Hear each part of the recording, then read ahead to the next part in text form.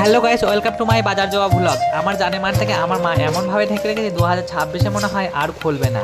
জানেমানটার গায়ের কাপড়টা খুলে দেখি অনেক ধুলো পড়ে আছে। আমার জানেমানটার গায়ে ধুলো লেগেছে, তাই সুন্দর করে পরিষ্কার করে দিচ্ছি।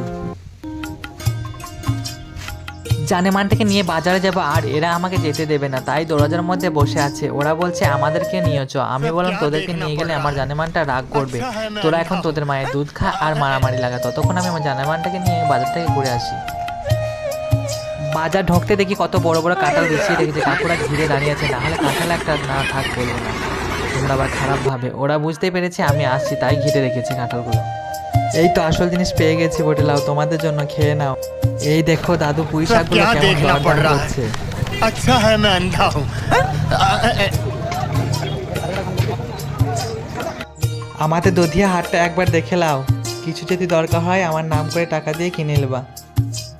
তোমাদেরকে বাজার দেখাতে দেখাতে আমিও বাজারটা করে নিয়েছি, তোমাদের নাম করে টাকাটা দিয়ে দিয়ে বন্ধুরা। বৃষ্টি নেমে গেছে, আমার জানেমানটা ভিজে গেল। আমার জানেমানটা আমাকে বলেছিল 10 দিন গোসল করিনি, তাই আমি ভাবলাম বৃষ্টিতে ভেজে গোসল করে নিক। আমি কিন্তু ভিজি নাই, ভিজলে ঠান্ডা লেগে যাবে, তাই আমি দাঁড়িয়ে আছি এখানে।